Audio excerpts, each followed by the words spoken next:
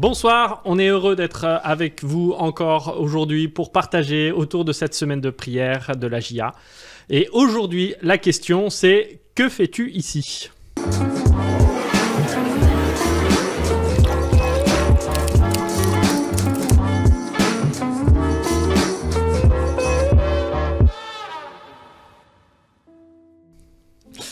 Qu'est-ce qu'on fait là ? Alors c'est la question exactement qu'on se pose tous, hein. Qu'est-ce qu'on fout là, hein? Mélo et Clément se la posent aussi, donc voilà. Mais on va peut-être essayer d'aller un peu plus loin sur le texte biblique, puisque c'est cette fois Élie qui est là. Alors peut-être on peut retracer un petit peu l'histoire d'Élie, rapidos. Je sais pas, Mélo, tu veux le faire ou je le fais? Fais-le. En off, elle était chaud pour le faire, mais là d'un seul coup. Allez. Non, je peux expliquer. C'est un mec, Élie, du coup. Ouais. Il y a une reine qui bute un peu tout le monde, enfin Grave. qui décapite un peu tout le monde. Et en fait, il va se réfugier dans une grotte parce qu'il croit qu'il est seul, alors que pas du tout, ils sont 7000 à côté. Enfin, pas avec lui, mais dans le même camp que lui, on va dire. Ouais, alors, très condensé. Ah, c'est condensé de ouf. Mais j'ai expliqué. Et ouais, c'est nickel. Mais c'est nickel. Là, c'est non, mais c'est super parce qu'en fait, là, on est dans la grotte là avec Élie et Élie se sent tout seul dans sa souffrance, dans sa grotte. Et c'est peut-être ce qui nous arrive de temps en temps. Je sais pas si ça vous est déjà arrivé. Ouais. Un peu. Ouais, vraiment beaucoup. C'est sûr. Bah, c'est que des fois, quand ça va pas bien, on se cache. Ouais. Clément, c'est un professionnel de ça. Ouais, je suis un professionnel. Ça balance. Ça balance déjà. Oui, bon, il se peut qu'aux au revoir pendant le camp de cet été, je pars. Ah oui, pendant les... Ouais. Attends, alors là, il faut raconter l'anecdote à tout le monde. Hein, mais là, tu racontes non, j'explique. En fait, Clément, il pleurait tellement qu'en fait, il voulait pas que les enfants le voient. Et du coup... Non mais attends, explique pourquoi est-ce qu'il pleurait. Parce que c'est pas une pleureuse, non, Clément. Si, Clément, c'est une pleureuse. C'est une pleureuse. Et donc, du coup, il était trop triste que les enfants ils partent et tout. Et du coup, il allait bouffer des Mr Freeze pour pas que les jeunes ils voient qu'ils partaient. Bah, donc, en fait, ta grotte, elle est remplie de Mr Freeze. C'est ça que t'es en train de dire. Ma grotte, c'est le réfrigérateur. Ouais, bah alors pourquoi est-ce que tu t'es réfugié là à ce moment-là, toi? Qu'est-ce qui s'est passé au-delà de l'anecdote et de la boutade, mais qu'est-ce qui se passait pour que toi tu restes éloigné et dans ta grotte? Bah déjà le regard des autres. Le jugement. Ouais, c'est ça. Parce que déjà le fait qu'un garçon ait des émotions, tu vois, direct, ça fait un truc. Enfin, moi, ça m'arrive aussi de temps en temps d'avoir des émotions. C'est sûr. Voilà. Non, c'est surtout devant les enfants et tout. Je me disais bon, je m'en vais. Parce que j'étais un peu gêné, tu vois. Mais voilà, dans ma grotte, dans le sens où je voulais pas vraiment que les autres se moquent comme Mélo, par exemple. Non, mais... Bref. Non mais alors peut-être que là on voit un petit peu, c'est une anecdote rigolote et en même temps touchante parce que voilà, je veux dire quand on passe 2 semaines avec des enfants, bah, on s'y attache un petit peu hein, quand même. Ouais. Mais au-delà de ça, ce qu'il y a d'intéressant, c'est que là on est en train de parler justement de la grotte, de ces moments où en fait il peut y avoir de la souffrance, une souffrance telle qu'on n'a plus envie de voir personne. Et là Élie est en train de vivre ça. C'est peut-être ce qui arrive à certains d'entre nous. Vous avez peut-être connu des personnes qui vivent ça, ou peut-être vous l'avez même vécu, d'une souffrance un peu plus grande que juste... Que juste le départ des enfants. Le départ des enfants. Pas moi, mais mes proches, je sais qu'il y a des dépressions, des burn-out, c'est vachement fréquent. Ouais. Surtout avec le Covid, ça a été vachement fréquent, je trouve. Et il y a eu beaucoup, pendant le Covid, il y a eu beaucoup pas ce regroupement, mais ce regroupement d'émotions au final dans la personne en fait, au final qui exposait pas aux autres ces émotions. Par exemple, tous les étudiants pendant le confinement qui étaient confinés dans leur petit appart ou dans 13 mètres carrés, donc un peu compliqué. Mais et donc du coup, t'as vraiment ce trop plein d'émotions qui reste enfoui en nous et qui est compliqué en fait ça dépend des personnes, mais qui est compliqué à exposer. Ouais, non, c'est sûr. Mais c'est que on est tous dans une vie active.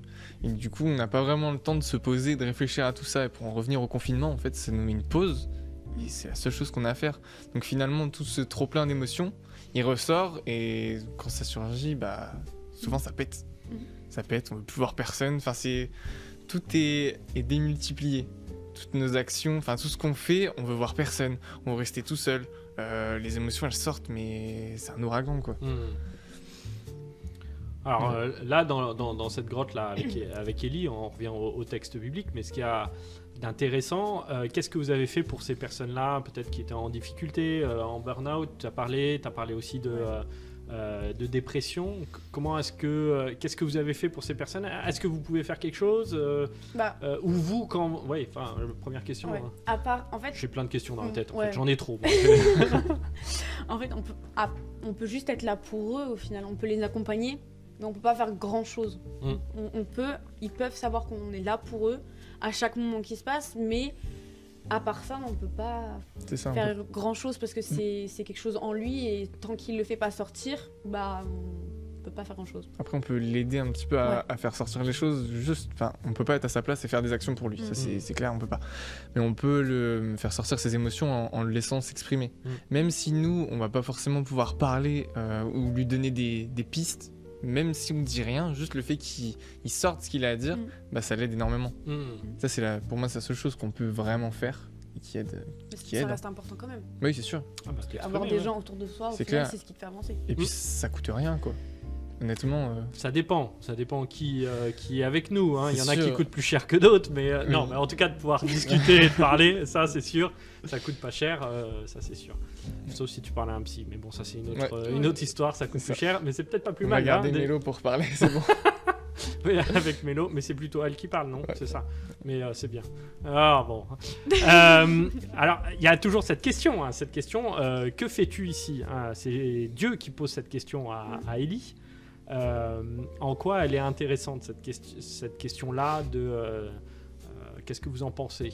C'est que déjà l'interaction, parce que pour lui, il est tout seul. Bon, il est pas du tout seul, mais pour lui, il est tout seul. Et ça, on le sait à la fin de l'histoire qu'il est pas tout seul. Là, pour l'instant, lui, il a l'impression d'être tout seul. Bah, c'est que là, on a une personne qui est avec lui, du coup, c'est Dieu qui lui parle directement. Ouais. Qu'est-ce que tu fais ici?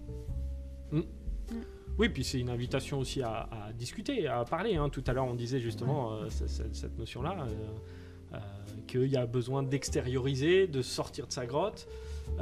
Et donc ça, c'est ma prochaine question, vous la voyez venir. Mais comment on fait quand on est dans cette grotte-là pour en sortir? On prend les pieds, un devant l'autre, comme ça. Oui, c'est une... mais métaphoriquement, comment on fait pour sortir de cette grotte parfois de ces impasses. Vous avez évoqué deux, trois petites choses quand même. Moi, je pense que c'est au final se confier aux autres. En fait, c'est genre, pas, j'allais dire donner le pouvoir à l'autre, mais en fait, non, pas du tout. C'est pouvoir se... En fait, c'est comme si l'autre était une béquille pour nous et en fait, il nous aide à marcher au final. Enfin, pour moi, c'est cette vision-là. Ok. Ouais, c'est sûr. Après, on peut voir du positif à s'enfuir dans une grotte, parce que des fois, il y a des choses qui devaient sortir et que c'est important de faire sortir aussi les choses. Et faut voir aussi, des fois, il y a un aspect positif. C'est que des fois, on va vouloir sortir de la grotte de nous-mêmes, ça arrive, qu'on se rende compte finalement que tout ce qu'on pensait, toutes les questions qu'on se posait, on trouve une réponse et que nous-mêmes, on sort de notre grotte. Après, il y a des choses qu'on peut ne pas se rendre compte de nous-mêmes, et là, du coup, on a besoin de la main d'une autre personne pour nous tirer hors de la grotte. Moi, j'ai une histoire qui me plaît. Enfin, par rapport à ça, elle est super connue, mais c'est l'histoire des pas dans le sable. Je peux la raconter, s'il vous plaît. Fais l'express. Du coup, c'est un homme, en fait, il marche dans le sable. Et le sable, ça représente sa vie. Et en fait, à un moment donné de sa vie, il se retourne et il voit qu'en fait, il y a deux paires de traces de pas dans le sable à certains moments de sa vie. Et il se rend compte que au moment où il était vraiment mal, et il y avait qu'une seule trace de pas. J'arrive pas à bien me raconter. C'est très bien. Et en fait, et en fait, après. En fait, on se rend compte que c'est Dieu qui marche à côté de lui tout le long de sa vie, mais que quand il est vraiment au plus bas, en fait, c'est pas qu'il est tout seul, l'homme, mais c'est plus que Dieu le porte enfin, qu'il fait sa béquille, du coup, au final. Ouais. En même temps, des fois, est-ce que c'est pas plus mal de pas embêter les gens avec ces problèmes, hein, parce qu'on l'entend, on l'entend aussi. Et parfois, c'est un petit peu ce qui nous fait rester dans notre grotte, parce qu'on n'a pas envie d'embêter les autres avec nos problèmes. Et donc, on essaye de rester bien au chaud dans une. Je sais pas si on est au chaud dans une grotte d'ailleurs, mais c'est pas grave. Qu'est-ce que vous en pensez ? C'est clair qu'on n'a vraiment pas envie d'en parler aux autres, parce que c'est des problèmes qui sont personnels. Et on se demande qu'est-ce que cette personne va pouvoir m'apporter. Justement, de pouvoir m'aider à sortir les choses. Mais justement, ce qu'on se dit, c'est si je lui dis mon problème, peut-être que ce problème, elle va se l'intégrer et que ça va lui compliquer la vie ou quoi que ce soit. On pense à beaucoup de conséquences. Peut-être qu'elle va s'en foutre aussi. Ouais, c'est ça. Peut-être qu'elle va pas du tout être réceptive et peut-être que ça va empirer ma situation. Donc on se pose plein de questions, on se fait plein de trucs et finalement on se dit je dis rien. Et puis comme ça, je suis bien dans ma grotte. Après, tu peux être bien dans ta grotte pendant quelques temps, mais je sais qu'à un moment donné, les choses elles vont s'accumuler dans ta grotte et à un moment donné, tu n'auras plus de place. Et du coup, j'aime bien l'image. Tout va se casser la gueule. Tous tes Mr Freeze, ils vont tomber. C'est surtout que le stock de Mr Freeze, il va être recalé à un moment donné. Donc, Et à un moment donné, ça explose. Je sais que tu peux rester dans ta grotte quelques temps, parce que moi, je suis restée dans ma grotte pas mal de temps, mais à un moment donné, t'en peux plus. Qu'est-ce qui t'a fait sortir de ta grotte ? Est-ce que je suis sortie de ma grotte ? Très bonne question. Je peux pas y répondre. Hein. Non, je sais même pas. Je sais que mes amis autour de moi, ça fait beaucoup, et ma famille. Ouais, c'est sûr. Ouais, la famille surtout. La famille. On a une famille très très proche. Ouais, bien. Ouais. Vu que vous êtes cousins, forcément, la famille, elle est proche. C'est sûr. Mais ça a aidé, en fait. C'est ça que tu es en train de dire, c'est que y a eu des personnes bienveillantes qui ont fait la différence. Et je trouve génial parce que ça fait écho au texte. C'est-à-dire que Élie va sortir de sa grotte et devant lui, il va voir un énorme orage, une tempête de sable et des choses extraordinaires, fortes, qui sont devant lui. Et en même temps, Dieu n'est pas dedans, mais il est dans un doux murmure. Et je trouvais ça génial parce que souvent on se dit allez on se met un coup de pied au derrière pour pouvoir avancer, sortir de sa grotte, etc. Quelque chose d'un peu violent, tu vois. Et là on est en train au contraire de dire une douceur et une bienveillance de la part de Dieu. Et ça je trouve ça génial. Tu voulais réagir ? Ça revient un peu à ce qu'on dit, c'est qu'il n'y a pas besoin de faire de grands actes pour aider quelqu'un, juste le fait de laisser parler, en fait, c'est quelque chose de tout simple, comme un petit vent, et ça change tout, en fait. Du coup, voilà, pas besoin de... Donc mettre des vents aux gens, c'est ça que tu viens de dire. Exactement. Eh ben, écoutez, il nous reste quand même un petit défi à lancer à tout un chacun. Là, vous êtes en train de cogiter, en train de vous dire, on va le trouver celui-là. Qu'est-ce qu'on pourrait dire je crois qu'il y avait des notions, si j'essaye de résumer un petit peu tout ce qu'on a dit, il y a une grosse notion relationnelle, c'est-à-dire les amis, restez pas seuls, vous n'êtes pas seuls, et le texte le disait d'ailleurs, il avait l'impression d'être tout seul, mais en fait il y avait 7000 personnes autour de lui qui étaient dans la même dynamique que lui, donc vous n'êtes pas seul dans votre souffrance, vous pouvez le ressentir que vous êtes seul, mais il y a des gens autour de vous qui sont bienveillants, et donc ça c'est la deuxième notion, s'il y a une bienveillance et... C'est que ça aveugle. Parce que du coup, il se rend pas compte qu'il y a tout le monde à côté de lui. La souffrance rend aveugle. On dit que c'est l'amour qui rend aveugle, mais apparemment la souffrance aussi. Voilà, donc ça c'est notre slogan d'aujourd'hui. La souffrance rend aveugle, mais l'amour peut rendre la vue. Donc, un défi alors ? Moi j'en ai un du coup. Vas-y. Allez, vas-y. Trouver un. Moi je propose que tout le monde aille exposer un problème, quelque chose qui lui tient à cœur, à un de ses proches, mais qu'ils en parlent, juste pour faire ressortir un petit peu ça et essayer de voir si ça vous libère. Voilà. Ouais, je suis d'accord. Ça. Eh ben, très bien.